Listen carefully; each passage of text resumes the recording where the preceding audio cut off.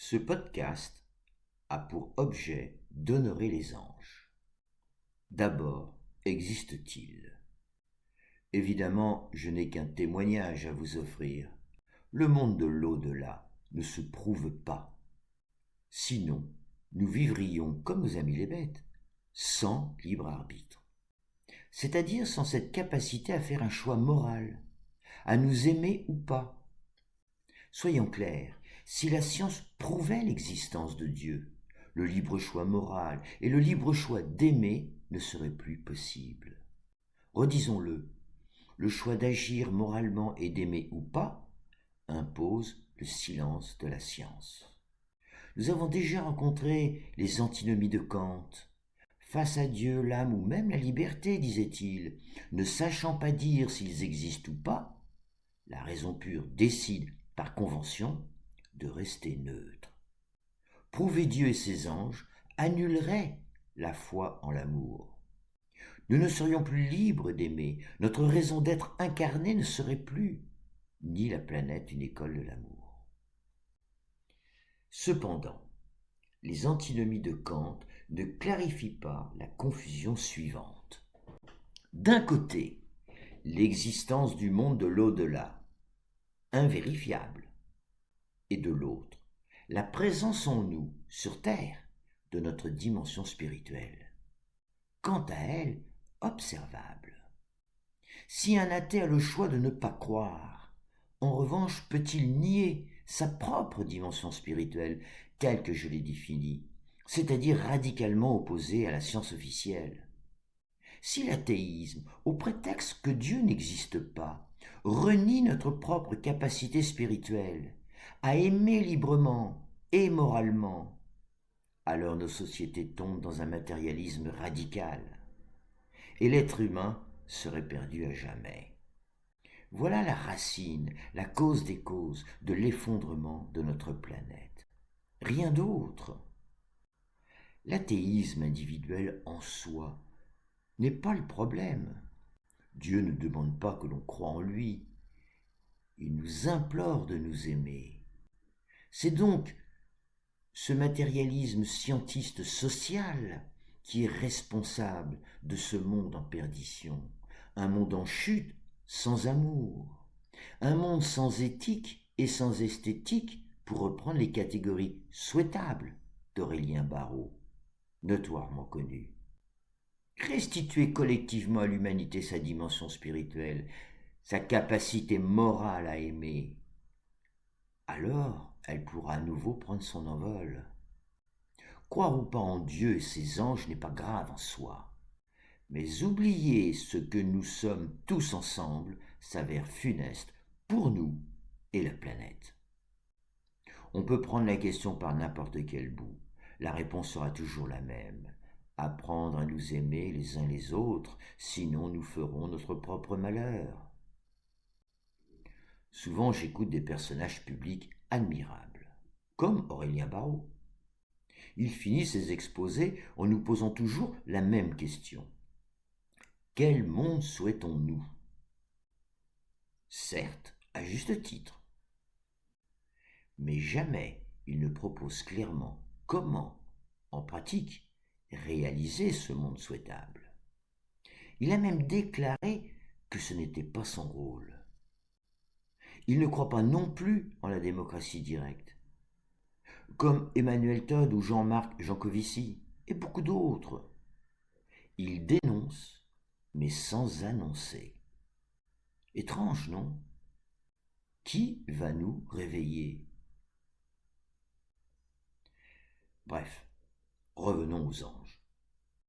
Il faut déjà savoir qu'il existe une rupture ontologique entre la nature des anges et la nôtre, les Adams. Un ange possède une âme déjà réalisée en termes d'amour, pas nous. D'où la mission universelle de notre planète, faire cheminer les âmes des Adams vers l'amour divin de vie en vie. Et c'est aussi pourquoi nous avons reçu l'image, mais pas la ressemblance. Un Adam, une âme humaine, peut devenir un saint, mais jamais un ange. Allan Kardec fit cette erreur dans son livre des esprits en 1860. En revanche, une âme angélique peut s'incarner. Ce fut le cas de Séraphine, alias Corinne, ma bien-aimée. Aujourd'hui, ils se cachent de nous tant nous avons été si cruels avec eux. Parce que sur Terre, ils sont différents. Notamment parce qu'ils viennent avec des dons puissants, comme la guérison ou la clairvoyance. Par exemple, saint François d'Assise parlait aux animaux. Corinne parlait avec son lapin. Ou le Padre Pio, doté de nombreux charismes, ce sont des dons spirituels, pour lesquels la science, là aussi, ne peut que se taire. De ce point de vue, les anges nous sont bien supérieurs. D'abord parce qu'ils sont créés amour. Ils sont donc connectés à la connaissance universelle. Ils n'ont pas non plus d'ego. Ils ne se comparent pas aux autres, comme nous. Qu'ils soient au ciel ou sur terre, ils lisent dans nos cœurs comme dans un livre ouvert. Du coup, nous ne pouvons pas leur mentir. Et en retour, étant amour, ils ne peuvent pas non plus nous mentir. Mais ils peuvent ne pas tout nous dire. Ils ont même des secrets pour nous. Un jour, Corinne me livre son nom d'ange, Arcana, qui signifie principe qui vient d'ailleurs. Eh bien, les anges n'étaient pas contents. C'était un secret qu'elle devait garder. Pourquoi, je n'en sais rien.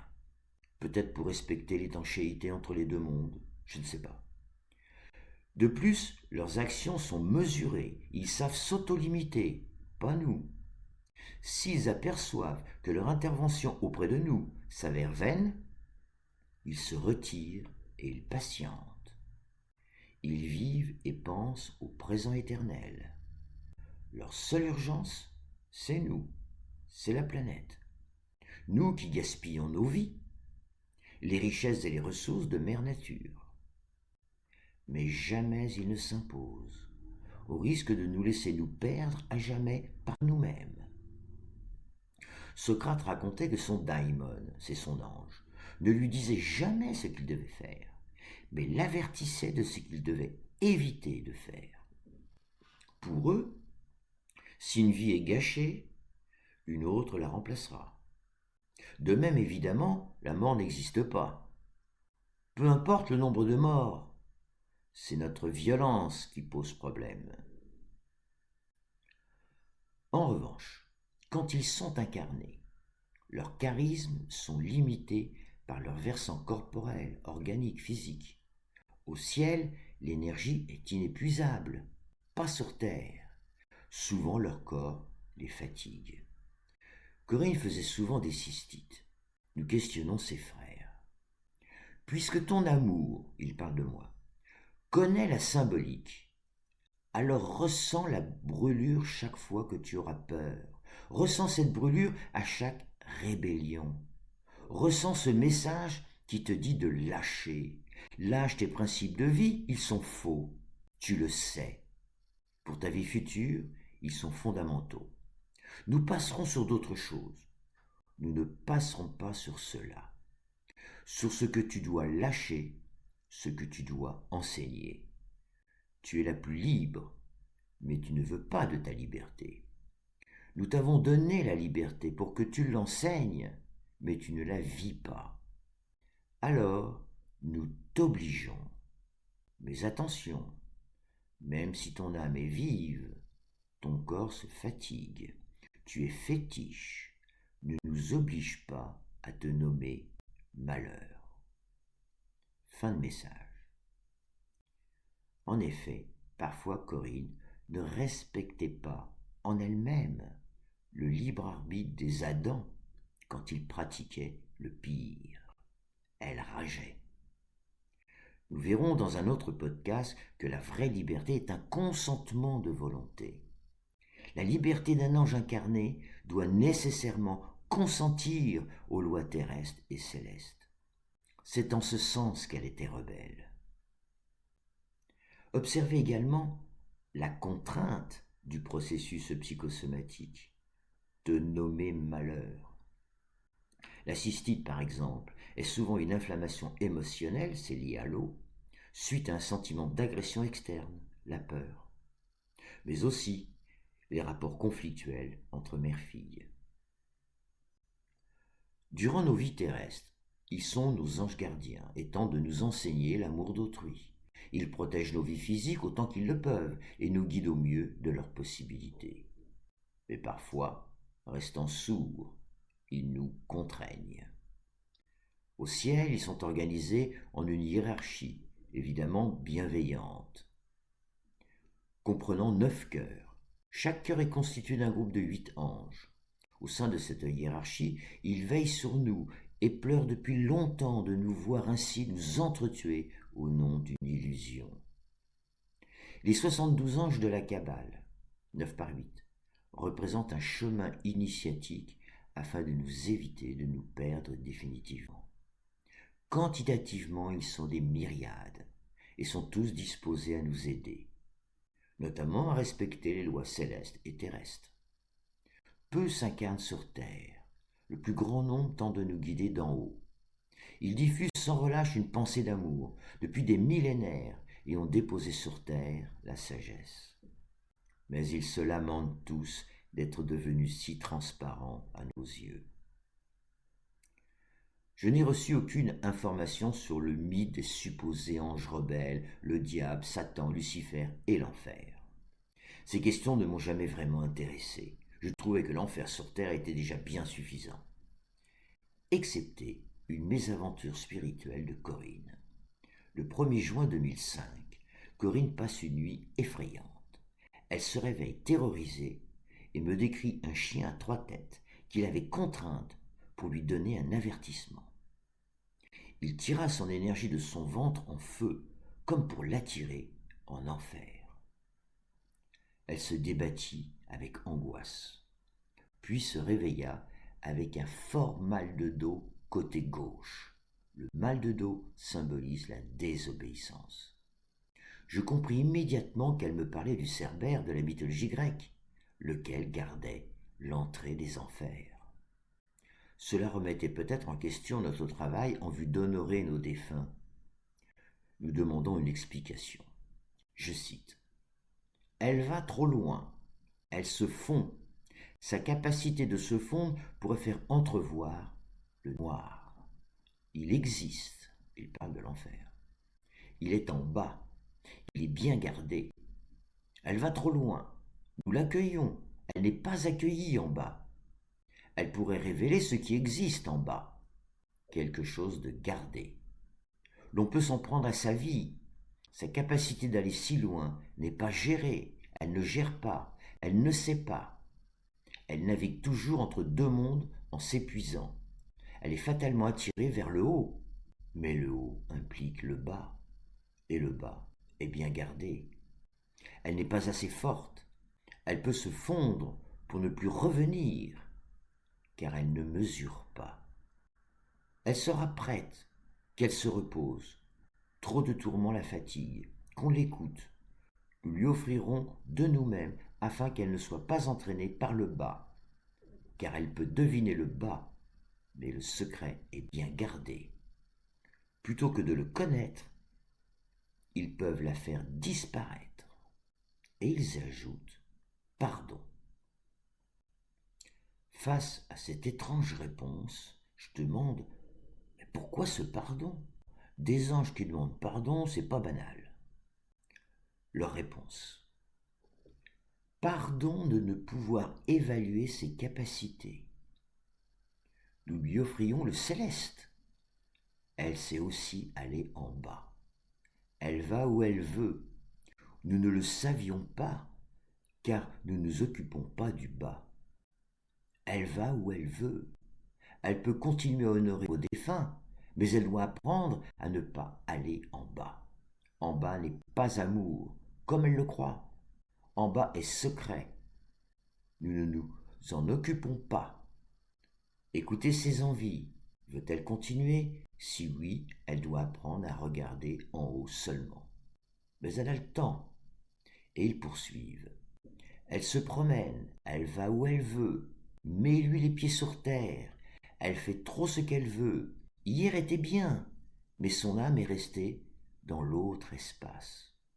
Et s'y est promenée tant qu'elle a voulu. Malheureusement, s'y est aussi promenée en bas. Fin de message. Alors que faut-il en conclure?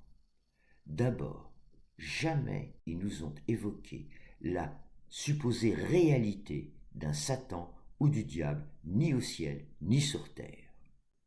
Notamment le fait qu'il se serait opposé à Dieu. Nous allons voir dans un instant que l'origine du mal, du diable, comme de la chute originelle, ne sont que de pures inventions des religions terrestres. Diable signifie simplement diviser, ça vient du grec diabolos. Et c'est nous les divisés. Et Satan s'écrit en hébreu Shin Tav Nun, qui peut signifier qui sépare de l'amour divin. Dans les deux cas, ils expriment notre rupture avec notre propre divinité en nous. Et Lucifer signifie porteur de lumière, peut-être celle que nous avons perdue en cours de route, il y a 5000 ans. En revanche, selon cette mésaventure de Corinne, il existerait un lieu céleste de souffrance, lequel doit rester secret. Dès lors, cette sphère de souffrance pourrait s'apparenter à l'enfer décrit par certains auteurs, mais jamais de manière éternelle. Rappelons les propos du Christ s'agissant du fait que nos actes liés sur terre sont liés au ciel, et inversement. J'en avais déduit qu'il s'agissait des lois de compensation et de causalité. La souffrance que nous infligeons sur terre engendre peut-être une souffrance équivalente quelque part en bas du ciel. Mais ce n'est qu'une hypothèse. À présent, vous savez le peu que je sache de ce côté sombre du monde céleste. Plus jamais une expérience de cet ordre ne s'est reproduite. Séraphine a poursuivi son travail d'aide auprès des personnes qui souffraient d'un deuil récent. C'était le travail le plus délicat que nous avions à faire, et il devait rester très exceptionnel. Pour ce faire, il était nécessaire que Corinne ressente un acte d'amour sincère entre le défunt et la personne restée sur terre. Le spiritisme, pratiqué comme un jeu, était vivement déconseillé. Associé à ce podcast, vous pourrez lire un fichier PDF. Vous y trouverez l'ensemble des messages qui m'a paru intéressants pour celles et ceux qui y adhèrent. Mais remarquez le style, leur prose, ils s'expriment dans un langage presque non humain ou non terrestre. Leurs réponses font la moitié du chemin, jamais la totalité. Corinne les notait d'une traite, à l'instar de l'écriture automatique. Il n'y avait jamais une faute ou une rature. Au début, c'est comme si elle recopiait un fax qui se déroulait devant ses yeux. Puis le fax disparut. Puis elle les entendit directement. C'était comme si elle parlait en leur nom, ce que signifie l'étymologie du mot prophète. Et c'est ainsi que je compris comment certains textes sacrés ont été déposés sur terre, depuis la nuit des temps. Je vous souhaite bonne lecture. Une dernière question pour laquelle j'avais annoncé une hypothèse. Qui nous a montré que nous devions creuser des tombes pour nos amours? Car rien dans la nature environnante, ni personne, ni même aucune tradition à cette époque, ne pouvait nous le suggérer. J'avais mis de côté cette question pourtant essentielle, puisqu'elle fonde, du moins selon moi, notre rupture ontologique avec le règne animal. Mais pour cela, il fallait que j'aborde la question des anges. Pour tout vous dire, je ne savais pas si j'allais en parler. Puis je m'y suis résolu, pas seulement par honnêteté, mais par nécessité. La nécessité de témoigner la chance inouïe d'avoir reçu cet enseignement et vécu cet amour exceptionnel. Bref, à cette époque lointaine, il y a au moins 100 000 ans, nos corps physiques étaient arrivés à un niveau maximum d'évolution biologique pour recevoir, s'incarner une âme individuelle avec tout le bagage spirituel qui l'accompagnait. Certes, mais qui, au final, nous a montré sur Terre de creuser des tombes? Vous l'aurez compris, ce sont nos frères angéliques, bien sûr, lesquels descendaient déjà sur Terre. Comme ils nous enseignent aujourd'hui, ils nous enseignaient jadis comment nous aimer et vivre ensemble. Plus tard, ils furent sans doute des prophètes, ceux qui ont laissé des traces écrites sur la planète. Cette hypothèse possède un mérite. Elle contredit l'histoire officielle. Cette dernière veut voir une évolution, un progrès constant du genre humain qui part de la bête et sans cesse se civilise, se développe et progresse. Préjugé historique qui masque notre réalité ontologique. Nous sommes capables de nous autodétruire. Plus nous avançons, plus nous en sommes capables. Il suffit d'écouter les bruits de bottes en 2026. Et c'est la raison qui m'a permis, dès le début, d'avancer que nous étions d'abord civilisés. Puis 5000 ans plus tard, depuis les supposées premières civilisations, nous nous sommes en réalité barbarisés. J'avais nommé cette involution spirituelle et morale la chute néolithique. Le progrès technique n'est pas un progrès. Le progrès est spirituel et moral. De même, comment expliquer la rencontre fraternelle de Sapiens avec ses cousins du genre Homo?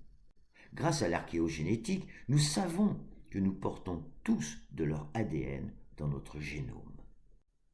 Les Africains d'aujourd'hui sont donc les vrais descendants directs de tous les sapiens d'origine, avant leur migration. Donc avec la peau et les yeux noirs et une chevelure crépue. Autrement dit, les Européens du XIXe siècle, blanchis par Néandertaliens, ont fait preuve d'un racisme crasse envers leurs propres ancêtres africains. Et les Germains du XXe siècle, lesquels arguaient représenter la race supérieure aryenne, n'ont pas fait mieux. En effet, les yeux bleus, les cheveux lisses, roux et blonds, ainsi que la peau blanche, nous viennent de nos cousins néandertaliens.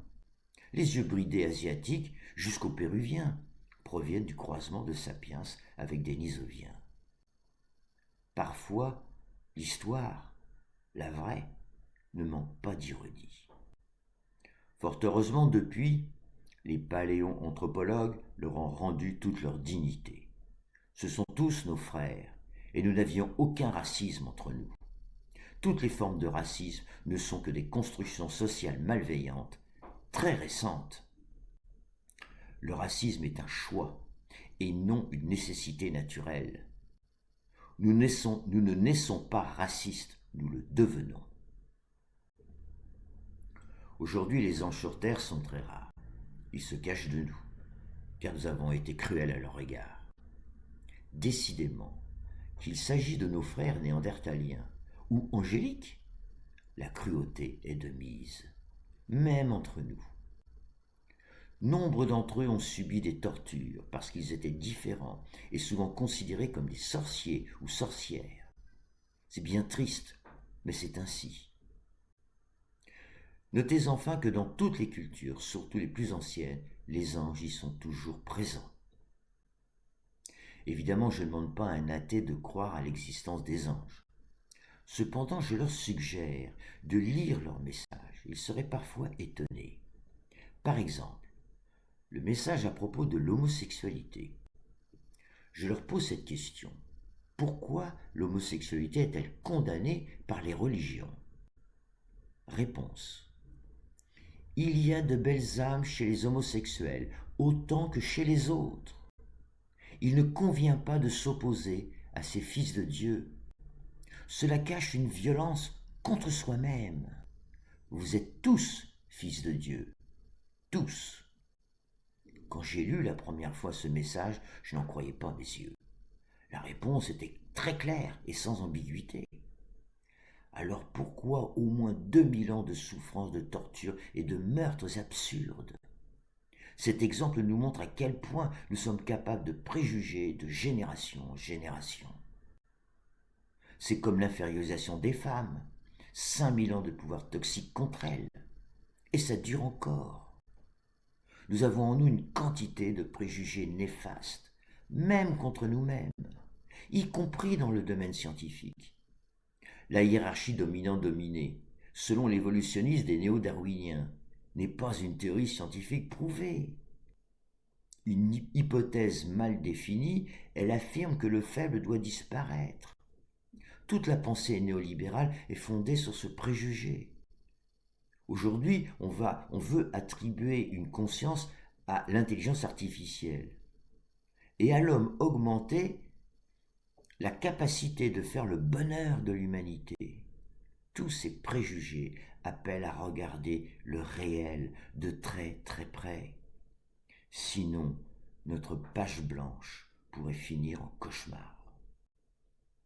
Voici un dernier exemple à propos de la chute originelle. Pour bien comprendre la réponse des anges, rappelons l'idée de base. Je cite universalis.fr. Le mal est antérieur à l'homme. Ça commence bien. Il vient d'un principe mauvais, de l'intervention d'anges pécheurs, enseignant aux hommes les arts pervers de la civilisation, ou encore de la chute des âmes, ayant péché avant leur existence dans ce monde, et étant tombés dans le corps par l'effet d'un châtiment, ou par libre choix. Tout est faux. Réponse des anges. Les étoiles en rient encore. Que cherches-tu à comprendre, toi qui as compris tant de choses? N'as-tu pas compris la longue histoire de l'homme? N'as-tu donc pas compris la beauté de l'homme et son horreur? Quelle chute originelle! N'y est-elle pas tous les jours? N'êtes-vous pas assez punis? Tous ces jours innombrables où vous pleurez et où nous vous accompagnons de vos pleurs, car vous chutez tous les jours. Pourquoi cherches-tu à comprendre l'image de la chute originelle alors qu'il faut s'occuper d'aujourd'hui? Réalises-tu cela? Ta responsabilité est la sienne pour faire que la chute devienne vol plané et remonter vers Dieu. Fin de message. En conclusion, le mal ne provient que de l'homme ici-bas et de nulle part ailleurs, ce qui clôt le débat de son origine, mais qui ouvre une question qui taraude croyants et athées. Si Dieu existe, pourquoi autant de malheur et de souffrance? Réponse. La chute originelle, l'origine du mal, notre cruauté, notre barbarisme, nos préjugés, le monde actuel en perdition, c'est nous, et seulement nous, les responsables. Il n'y a rien à savoir de plus. Nous allons poursuivre avec un nouveau volet d'études côté biologique. Son premier objectif consiste à déconstruire ce préjugé scientifique du tout biologique. Un de plus. Ce tout biologique est l'un des préjugés les plus tenaces. L'être humain est un tout dont on ne peut lui ôter une seule petite parcelle de lui-même. Sinon on ne comprend rien et on fabrique un enfer sur terre. Ce préjugé scientiste est selon moi le premier obstacle avant de pouvoir réformer notre société humaine actuelle. Le second, nous l'avons vu, consiste à cesser définitivement d'exercer une politique immorale avec son pouvoir toxique. Et le troisième, nous l'avons aussi esquissé, revient à établir une nouvelle approche économique de nature spirituelle avec son statut de l'argent dit magique.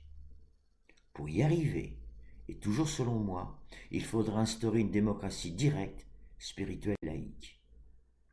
Et que celles et ceux qui ont des oreilles entendent. Vous l'aurez compris, nos intellectuels, aussi compétents et admirables soient-ils, ne mouillent pas leur chemise. Oui, c'est un reproche. Ils préservent leur notoriété et leur place au soleil, mais nous laissent, nous les peuples, dans l'obscurité.